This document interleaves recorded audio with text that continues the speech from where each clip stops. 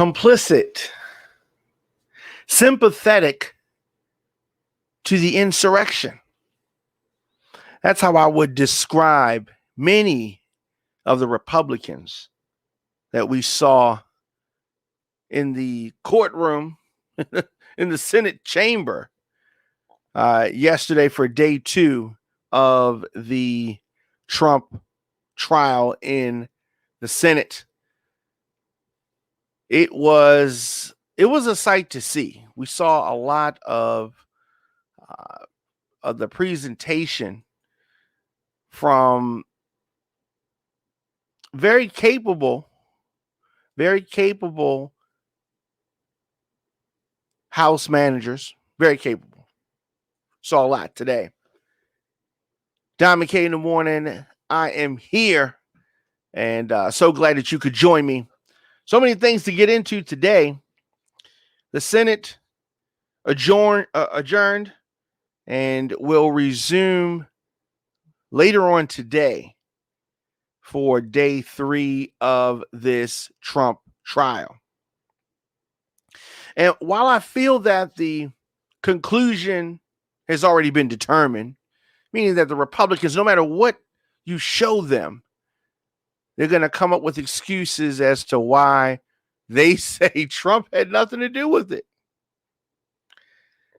With a straight face,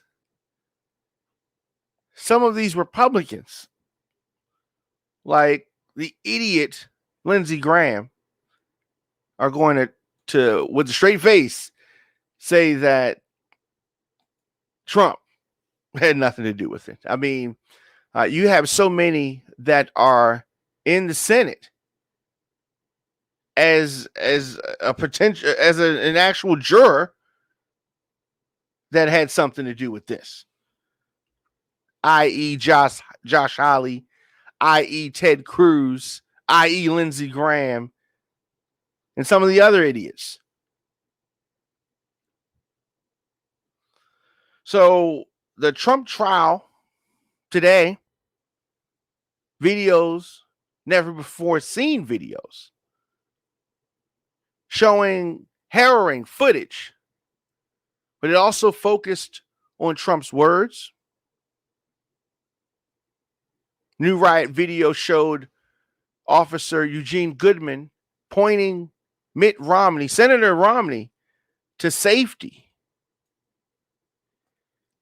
And, it is very interesting watching these Congress people scaring around, scared for their lives, in and around the very chamber where the trial is being held.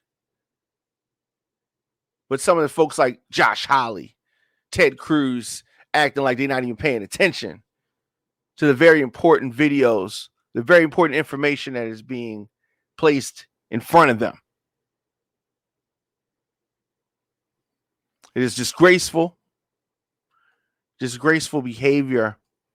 I hope that there is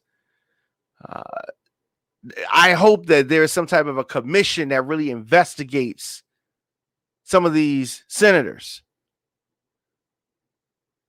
This was a court of law. Don McKay in the morning on the all-new radioonfire.com.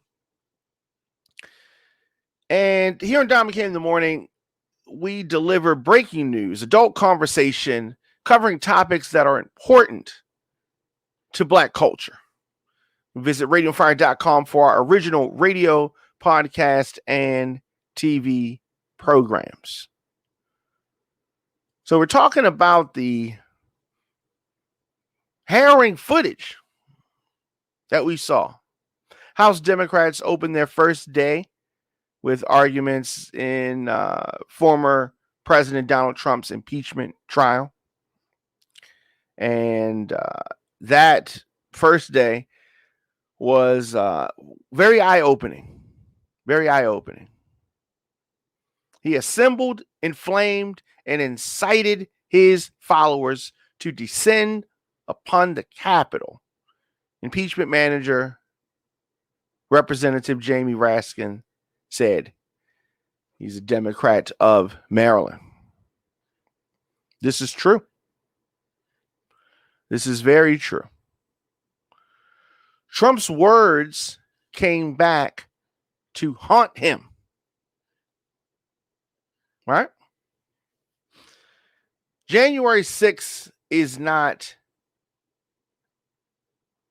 the only day.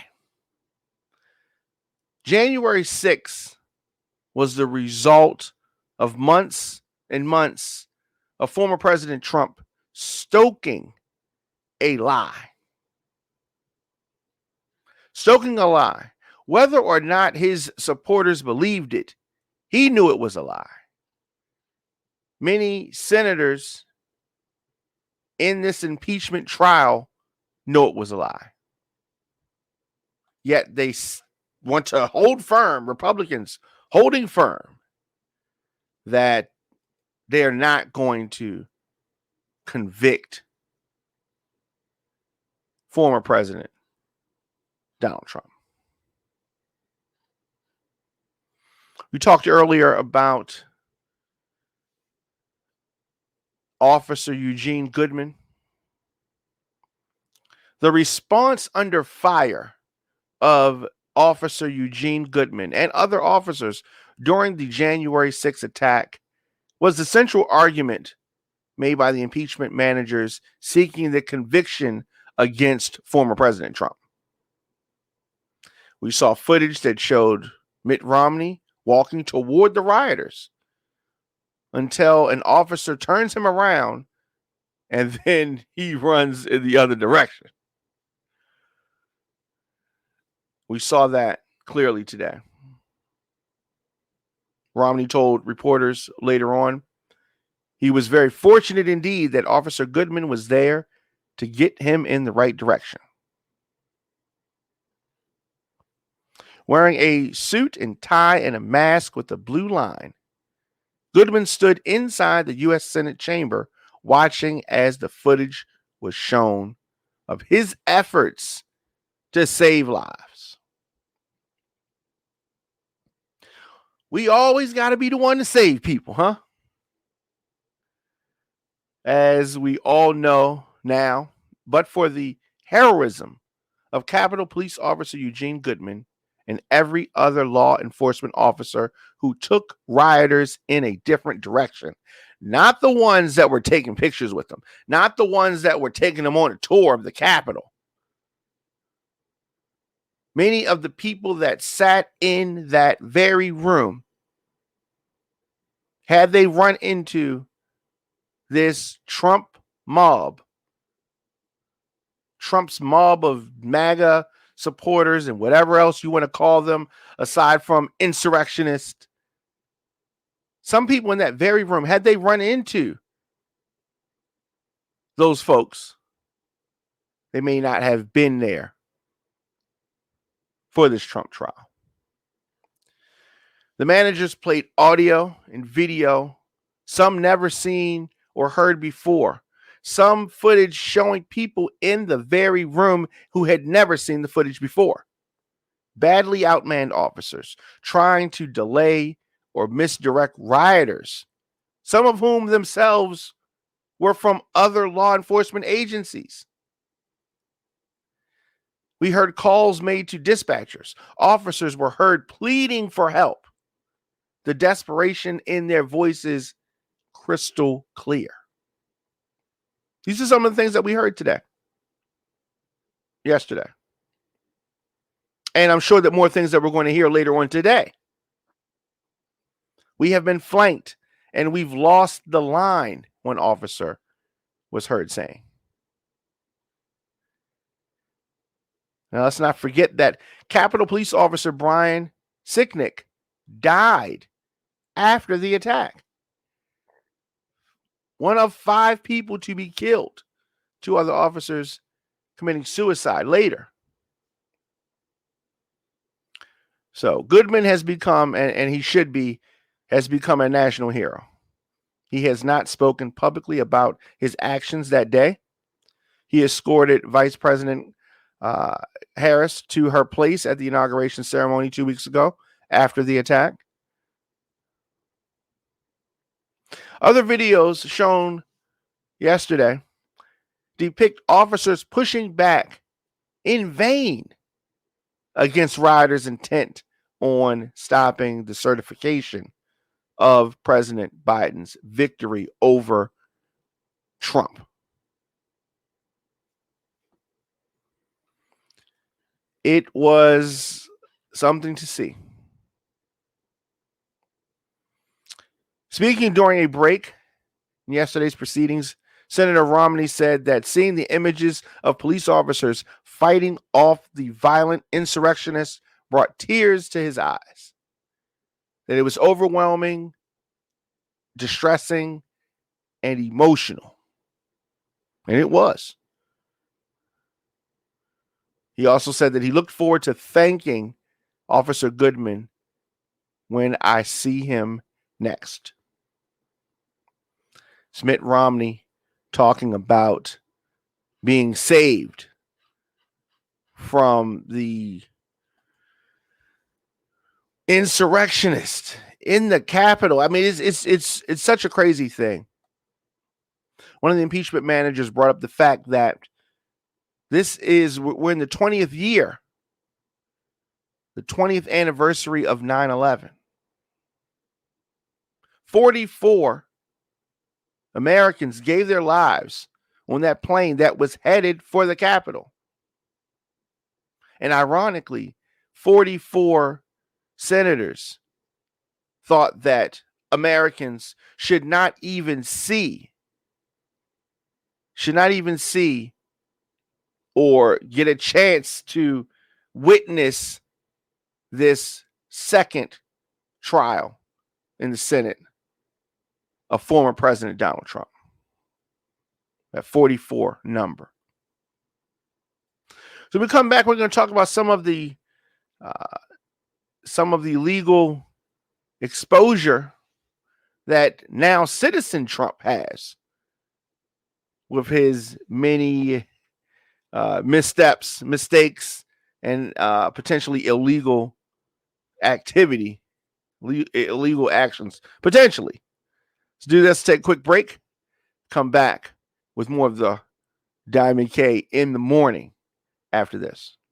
Radio on Fire is a listener-supported radio and podcast network streaming from our production facilities in Baltimore and Atlanta. We're able to broadcast programs like the Diamond K Show because of our listeners and some amazing partners like The Lifestyle Secrets. Are you a baby boomer? Were you born between 1946 and 1964? Well, more than 71 million Americans are baby boomers. And as you're continuing to age, the goal is to experience as few aches and pains as possible while staying mobile. TheLifestyleSecrets.com helps you do just that by providing a blueprint to reduce and or eliminate joint pain by teaching its members to communicate naturally with their bodies. TheLifestyleSecrets.com gives baby boomers step-by-step videos, natural recipes, and most importantly, the motivation to re-energize themselves naturally. Visit TheLifestyleSecrets.com to join this active community of baby boomers today. And I encourage you to shop with all the companies that support Radio on Fire. Before we get back to the show, have you ever had a NutriBurst liquid vitamin? This stuff tastes great, and they say it's great for you. NutriBurst liquid vitamin. Now, my girl Moochie told me about this, and me and Moochie go way back. She said, Diamond K, you have got to try this. So I asked Moochie, what's so special about NutriBurst liquid vitamin? What makes it so good? Then she gave me the rundown. Check this out. 72 minerals, 10 vitamins, 22 phytonutrients, 19 amino acids, 13 whole vegetables, and 20 herbs. Get your NutriBurst liquid vitamin today at totallifechanges.com/mymoochie. That's totallifechanges.com/mymoochie. Tell them Radio on Fire sent you. Giving you more talk, more news, and more music. It's Radio on Fire. This pandemic has really sped up what was already happening. The world has become even more digital. Folks are on their computers, their tablets, their phones, all the time. This is where people go to get their information. Here at Radio on Fire, our target listener is 23 to 54 years old. So business owners, I know times are hard, but I also know how important it is to get in front of your customers. Advertise your business, product, service, or event on Diamond K in the Morning or any of the other Radio on Fire programs. We have an affordable package for you. Visit radioonfire.com/advertise to get started. Again, radioonfire.com/advertise. We'd love to connect with you. Diamond K in the Morning. And I am here, of course, weekdays, 8 a.m., starting off your day. Georgia prosecutor has revealed yesterday that she has opened a criminal investigation into attempts to influence last year's general election. Citizen Trump has a lot of exposure here, including that infamous phone call where Trump asked a top official to find enough votes to overturn Joe Biden's victory in the state. So why do we say that he's in so much trouble? Why does he have legal exposure? On this January 2nd phone call, in conversation with the Secretary of State, Brad Raffensperger, Trump repeatedly argued that Raffensperger could change the certified results of the presidential election. An assertion that the Secretary of State firmly rejected. It would be illegal for him to do that. But Trump is heard on the tape saying that all I want to do is this. I just want to find 11,780 votes, which is one more than we have. Trump said, because we won the state. If you won the state, you wouldn't have to do all of that, right? You lost the state.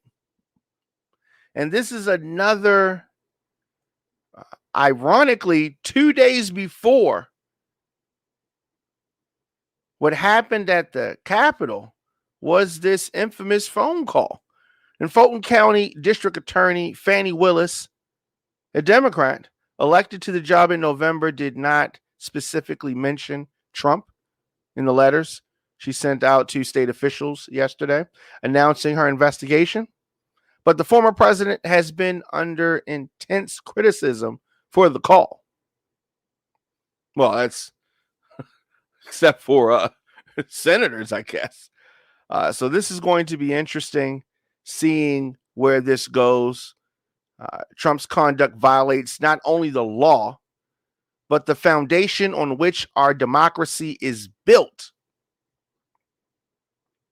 He may have been able to evade facing criminal charges as president, but he is no longer the president. So a lot of things that Trump did and hid behind being the president, now some of those things are coming home to roost. Well deserved. Well deserved. So another, there's been so much interesting news. Music star, legendary Bruce Springsteen, charged with drunk driving. Jeep ad put on pause. He's facing this drunk driving charge in New Jersey. There was an advertisement promoting Jeep, that Super Bowl television commercial that featured him. Now they're not even showing that right now. Springsteen was arrested November 15th in a part of Gateway National Recreation Center in New Jersey's coast. Spokesperson says the park is on a narrow beach ringed peninsula with views across a bay to New York City. It's about 15 miles north of Asbury Park, where Bruce Springsteen got his start as a musician and a band leader. All right. His debut album was even named for that. So anyway, Springsteen received citations for driving while under the influence, reckless driving, and consuming alcohol in a closed area. They say that Springsteen was being cooperative. News of the arrest came on the heels of two high-profile appearances by Bruce Springsteen. On January the 20th, he performed as part of President Joe Biden's inauguration, singing Land of Hope and Dreams, right in front of the Lincoln Memorial. And during Sunday's Super Bowl, when he appeared in a Jeep ad filmed in Kansas that urged people to find common ground.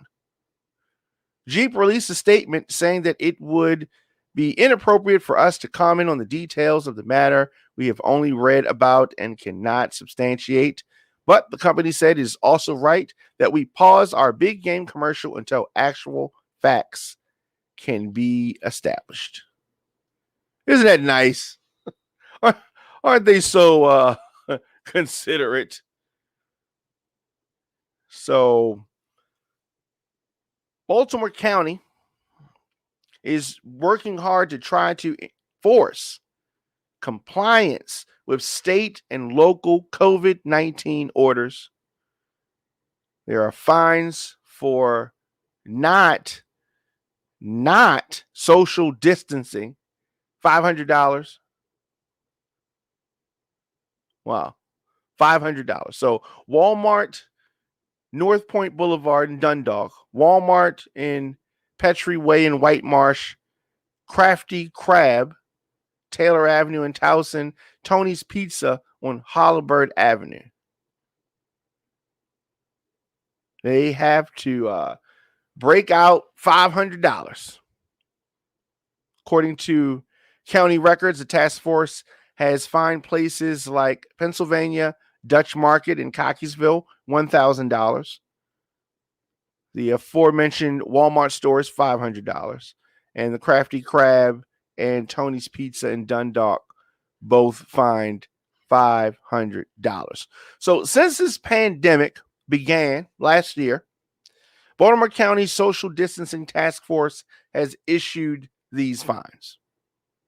And these fines are for businesses that have been found to be in violation of mask orders, social distancing, and even overcrowding being set forth by the county and the state. So Baltimore County Fire Director Marcus Johnson oversees the task force and said that since its inception, inspectors have done more than 20,000 checks, many in response to public complaints. Does that mean they ratting or snitching? And the task force began last March as a way to enforce state and local mandates. So they say that it's not about penalizing folks. It's about providing education to mitigate the virus, but they will take a little bit of your money if you, don't abide by the rules. So another place that is taking an opposite approach is New York. New York is now going to allow fans back in large stadiums and arenas once, as long as they've COVID tested. So Massachusetts, large sporting venues like Gillette Stadium and Fenway Park have been used as mass vaccination sites. However, New York State plans to allow some large venues to reopen to spectators. Governor Cuomo announced yesterday that arenas in New York that hold more than 10,000 people can reopen with 10% limited capacity starting February the 23rd. All attendees are required to test negative for COVID through the PCR test within 72 hours of the event. Face coverings must be worn, social distancing enforced, and assigned seatings are mandatory. So Cuomo said that this hits the balance of safe reopening. This is a difficult time on many, many levels. Personally, it's very difficult. Emotionally, it's difficult. Economically, it's difficult. But we are finding the balance and we are going to be better for it. It's coming from the governor. Said that events plans must be approved by the State Department of Health, including hockey, basketball, football, soccer, baseball, music, and other shows. I'm sure that some folks are going to be happy to hear that. Is it time to go to stadiums? Would you go to stadiums? We saw a lot of people at stadiums in the Super Bowl. So maybe you will go to stadiums. I don't know. I don't know if I'm ready to do that just yet. Heading out to a stadium. I don't know. I don't know. But this has been Diamond K in the morning on the all-new radioonfire.com. Thank you for joining me. Glad to be here. I used to do evenings, but now Diamond K in the morning. I'm dropping new episodes Monday through Friday, 8 a.m. And we talk breaking news, adult conversations, and cover topics that are important to Black culture. Visit radioonfire.com for our original radio programs, podcasts, and TV programs. So a lot of great things, going on, and I'm glad that you could join us. So, any questions or comments? Of course, djdiamondk@gmail.com, on social media at the Diamond K Show, at Radio on Fire, and definitely visit radioonfire.com/advertise to get started on any of our advertising packages. We have a bunch of packages, and we can customize something for you. You can support Diamond K in the morning via Cash App, that is $DJ Diamond K, or PayPal. Just use djdiamondk@gmail.com, and I will see you guys tomorrow.